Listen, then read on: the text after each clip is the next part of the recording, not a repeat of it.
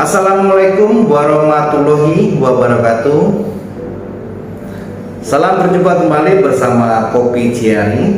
Dalam kali ini kita masih topik tentang sindikat pencurian data identitas. Kalau yang sebelumnya, dari mana sajakah mereka mendapatkan identitas itu? Nah, untuk kelanjutannya ini adalah sumber-sumber mana saja mereka bisa mendapatkan identitas itu, dan ini akan berkaitan pada teman-teman kehidupan sehari-hari. Oke teman-teman semuanya, simak secara baik dari pertama hingga selesai, semoga tidak gagal paham. Dari mana mereka bisa mendapatkan identitas itu, satu persatu kita akan bongkar. Oke, yang pertama teman-teman semuanya, ini yang sangat jelas adalah penyebaran tentang berita hoax. Penyebaran tentang berita hoax ini salah satunya adalah pencairan BLT. Pencairan BLT ini sering sekali masuk pada grup-grup WA, baik di grup maupun secara pribadi. Disinilah kita kebanyakan tidak memahami dan tidak paham apakah ini benar-benar link yang benar ataukah tidak. Jadi kita langsung main klik-klik aja di situ. Nah, disitulah awalnya kita memasukkan nama kita, kita mengisi email kita, data-data pribadi kita di situ. Nah, pada saat next, di situ akan diarahkan untuk mendapatkan dana BLT. Apakah Anda setuju? Iya setuju, tentunya pasti ya. Nah, di situ lalu diarahkan kembali, silahkan disebarkan ke 5 orang, minimal 5 orang, mengajak temannya untuk mengisi data. Perlu Anda ketahui bahwa itu adalah hoax. Itu salah satu bagaimana para sindikat-sindikat itu mendapatkan identitas. Ini salah satunya, yaitu melalui link-link dana-dana bantuan.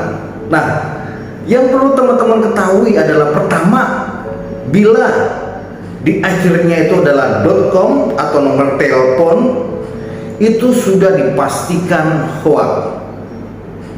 Bila Anda mengklik dan mengisi data, berarti Anda sudah diambil datanya itu oleh si oknum ini, ya, si sindikat ini ya maksudnya.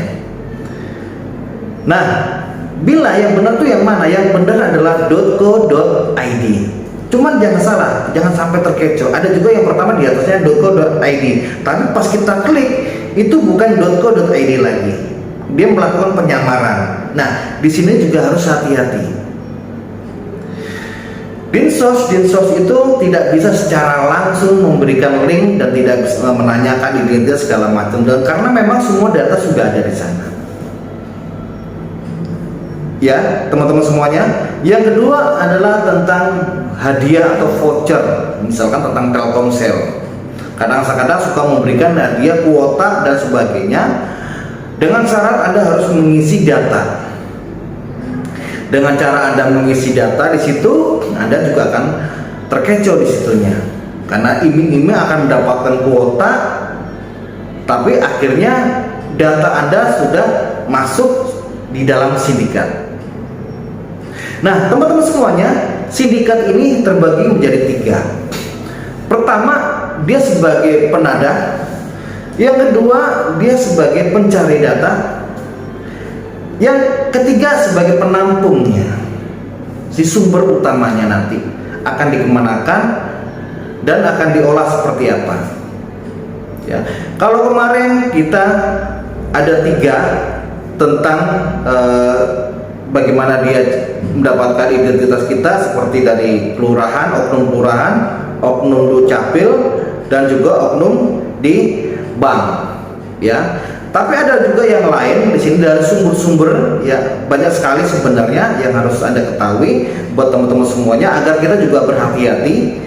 Jangan sampai gampang menerima informasi sebelum kita recheck dulu.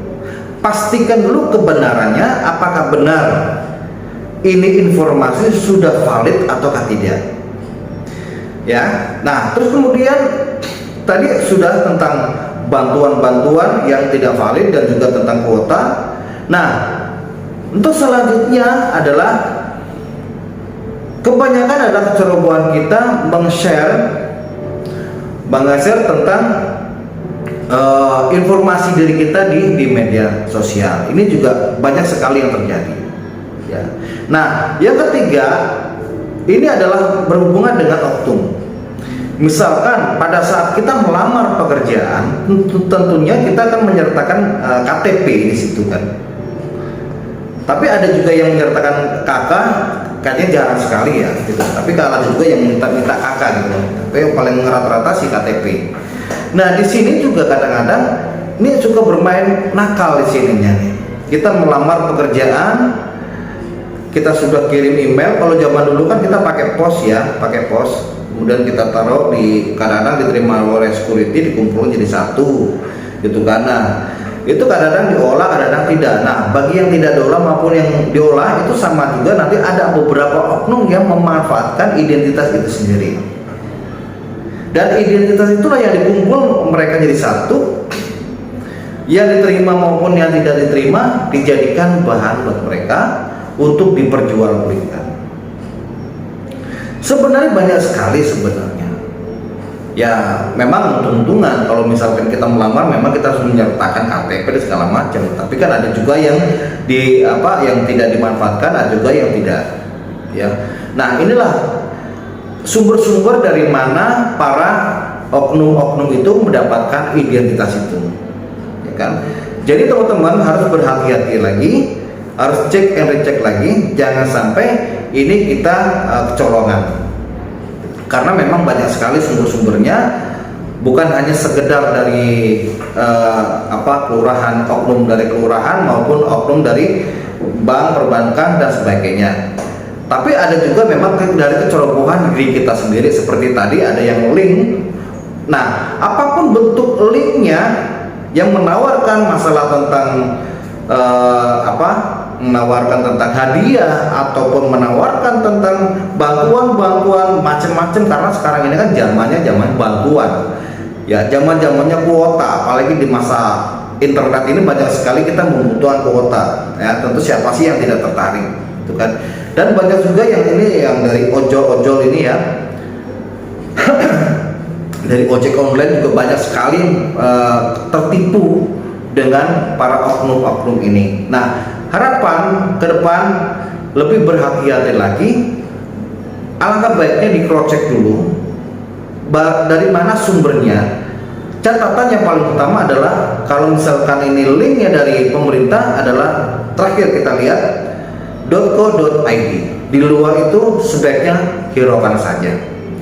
Jangan Anda lakukan, jangan Anda klik, dan jangan pernah isi apapun di situ. Nah, tapi di sini banyak sekali dengan cara-cara yang lain.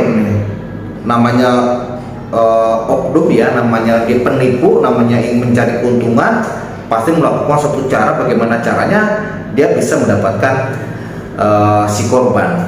Nah, tinggal diri kita sendiri harus berhati-hati.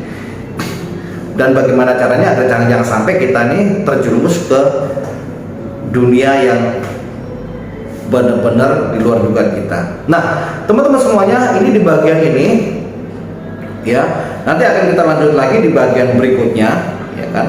Dampak-dampak apa saja yang akan terjadi pada diri kita. Nah, semoga teman-teman semuanya, rekan-rekan semuanya, apa yang saya sampaikan ini bisa bermanfaat buat teman-teman semuanya, khususnya bagi saya, dan mohon maaf bila salah kata dalam hal penyampaian. Saya akhiri dari saya, Kopi Ciaring. Salam sehat selalu. Wassalamualaikum warahmatullahi wabarakatuh. Jangan lupa subscribe, klik lonceng karena gratis.